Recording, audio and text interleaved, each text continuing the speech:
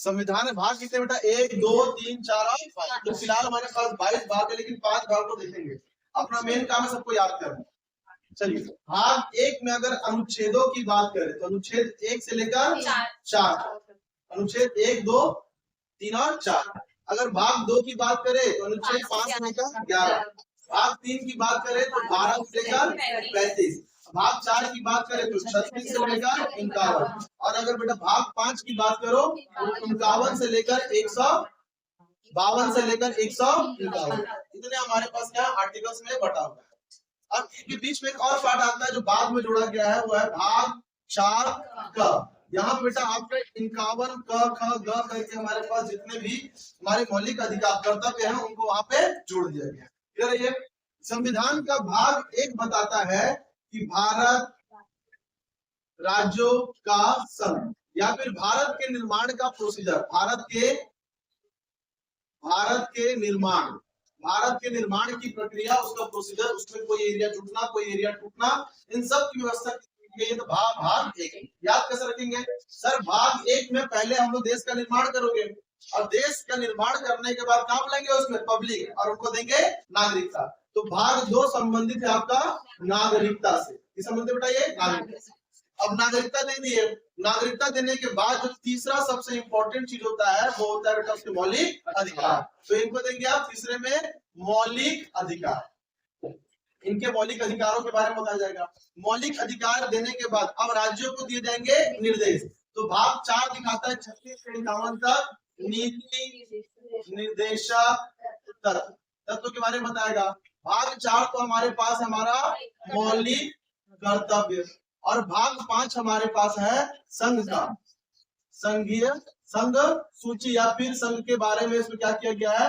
वर्णन किया गया है कि संघ में लोकसभा, राज्यसभा, राष्ट्रपति, प्रधानमंत्री, उपराष्ट्रपति, सर्वोच्च न्यायालय, इन सभी के बारे में वर्णन किसमें किया गया बेटा? तो भाग 5 में। कहां से कहां तक? अनुच्छेद नंबर 52 से लेकर 151 तक उसका वर्णन किया गया है। तो फिलहाल अभी अपने पास भाग कितने देखे हम लोग? 5, 1 2 3 4 और 5। भाग 1 में कितने अनुच्छेद है? 1 से लेकर 4। भाग 2 में 5 से लेकर 11। भाग 3 में 12 से 35। भाग 4 में 36 से 51। भाग 5 में दिया हूं 52 से 151। 4 और 5 के बीच में एक और बताया था ना कि भाग में क ख ग करके भाग जोड़े गए हैं।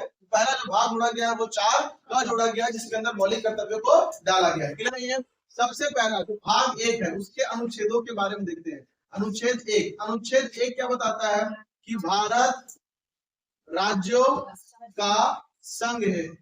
भारत के राज्य क्षेत्र, भारत राज्यों का संघ है। भारत के जो राज्य के क्षेत्र है उनका वर्णन किया गया है। तीसरा यह बताया गया है कि हमारा जो देश का नाम है भारत और INDIA, हमारे भारत देश का नाम क्या है? भारत और इंडिया। इसका वर्णन भी किया गया है किसमें? अनुच्छेद 1 में। दूसरी बात, संघ बनाने की अगर बात करते हैं बेटा तो संघ 2 प्रकार के बनते हैं। एक होता है फेडरेशन और एक होता है यूनियन। ठीक, तो भारत क्या फेडरेशन है कि यूनियन है? भारत है यूनियन है। भारत के लिए अंग्रेजी में हम जो हिंदी में संघ वर्ड यूज करते हैं उसके लिए अंग्रेजी में यूनियन वर्ड का यूज किया है, फेडरेशन वर्ड का यूज नहीं किया है। इस बात पर आपको ध्यान रखना है। ये हमारा भारत बन के तैयार हो। अनुच्छेद 1 का अभी फिलहाल इसमें चर्चा चल रही थी कि भारत का नाम क्या किया जाएगा? इंडिया हटाकर केवल क्या किया जाएगा? भारत कर दिया जाएगा। जैसे पारित वगैरह हो जाता है तो हमारे देश का नाम भारत हो जाएगा। आपको पता है कि भारत का नाम इंडिया से चेंज करके ओनली फॉर भारत करने में सरकार के राजस्व में कितना खर्चा आएगा? कितना खर्चा आएगा? 14,500 करोड़ रुपए। कितने? 14,500। बोलो सर इतना पैसा कहाँ पे खर्चा आ जाएगा? तो आपके जितने भी सरकारी दस्तावेज होते हैं आप कहीं पर भी इंडिया नहीं लिखा होगा, सब पुराने वेस्ट होंगे। सब में क्या लिखना पड़ेगा? भारत लिखना पड़ेगा। जितने भी ऑनलाइन वेबसाइट्स होंगे, जितने भी हमारे भारत में पर्यटक स्थल होंगे, सभी जगह इंडिया को मिटाकर क्या करना होगा? भारत करना होगा। इवन जो विदेशों में हम लोग जहाँ पे रह रहे हैं वहाँ सारी कागजी कार्रवाइयां होंगी और वहां भी कराया जाएगा तो भारत कराया जाएगा। सभी के पासपोर्ट इंडिया से हटकर क्या बनेंगे? भारत बनेंगे। तो ये सारी चीजों में बेटा अप्रोक्सीमेट जो खर्चा निकाला गया है लगभग 14,500 करोड़ रुपए का है। लगभग मालदीव में उतना 2 मालदीव खरीद सकते हैं हम लोग, इतना ज्यादा पैसा लगने वाला है। फिर हमको बताया गया अनुच्छेद 1। अनुच्छेद 2 क्या बताता है? अनुच्छेद 2 क्या बताता है? नए राज्यों को भाग दो नागरिकता से है। भारत जो है अपने किसी भी अगल बगल में अगर कोई देश है, कोई भूमि है, आज तो खैर सिनेरियो नहीं रहा, लेकिन पहले ऐसा था, ये सिचुएशन हो सकता था कि भारत अपने अगल बगल किसी भूभाग पे अधिग्रहण कर ले, या कोई अलग ही भूभाग भारत के अंदर सम्मिलित होना चाहता है, जो कि संविधान के लागू होने के समय भारत का हिस्सा नहीं था। जैसे कि 10वां संविधान संशोधन करके दादर और नगर हवेली को जोड़ा गया 1961, गोवा और दमन द्वीप को भी जोड़ा गया 1961। 12वां संविधान संशोधन, 36वां संविधान संशोधन करके 1975 में सिक्किम को भारत का अभिन्न अंग बनाया गया, हिस्सा बनाया गया। शुरू में उसको यूनियन टेरिटरी रखे, बाद में क्या कर लिए, राज्य घोषित कर लिए। अब वो यूनियन टेरिटरी नहीं है, संघ प्रदेश नहीं है, क्या चुका है, वो राज्य बन चुका है। समझदारी मेरी बात। अरे भाई देश है इतना बड़ा, जब कोई हमारी जमीन लूट कर अपना बना सकता है तो भविष्य में हम भी तो एक प्रावधान रखेंगे ना अपने संविधान में कि दूसरे की जमीन को क्या करें, हम अपना बना लेते हैं, दुश्मन चेतेगा। बेटा अनुच्छेद 2 बनाया गया, अनुच्छेद बनाया गया 2, किसी भी बाहरी क्षेत्र को भारत में शामिल किया जाए, भारत में शामिल किया जाए, या कोई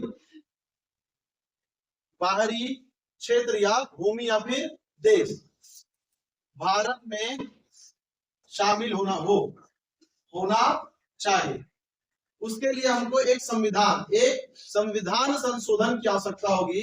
संविधान संशोधन की आवश्यकता होगी किसके तहत, तो अनुच्छेद 2 के तहत। इसके कुछ उदाहरण है, जैसे कि दादर और नागर हवेली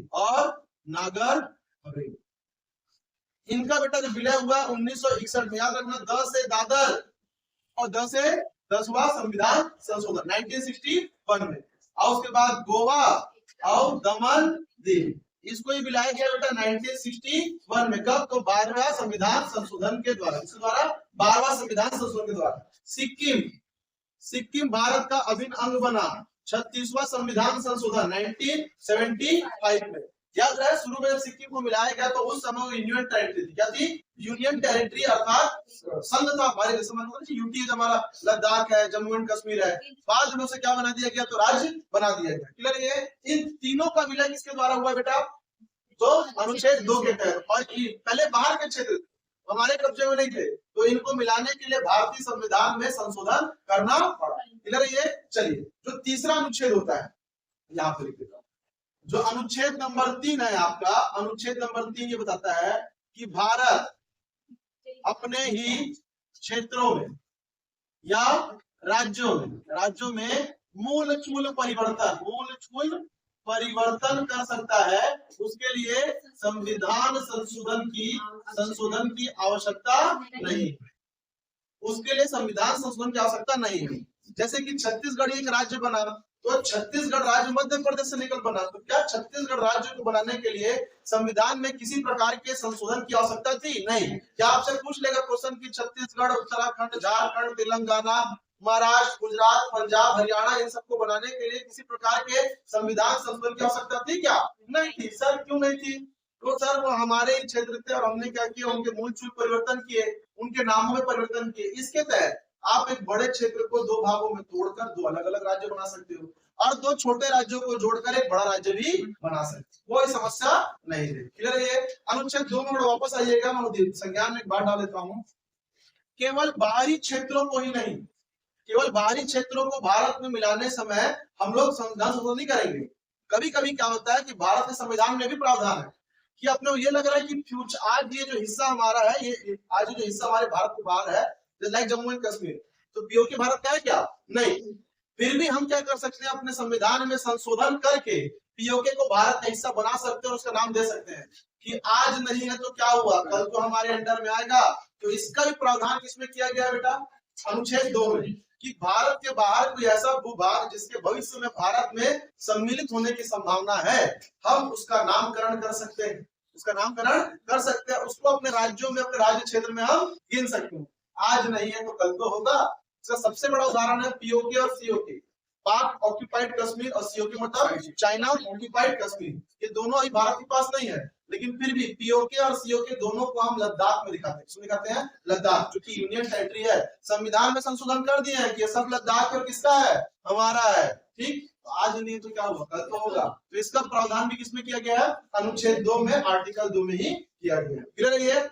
चलिए, तो ये हमारे पास था बेटा संविधान 1 का भाग 1 और अनुच्छेद नंबर 1, 2 और 3 के बारे में। चलिए बताइएगा पहले इसको। बंद हो गया, ऊपर से बंद करो।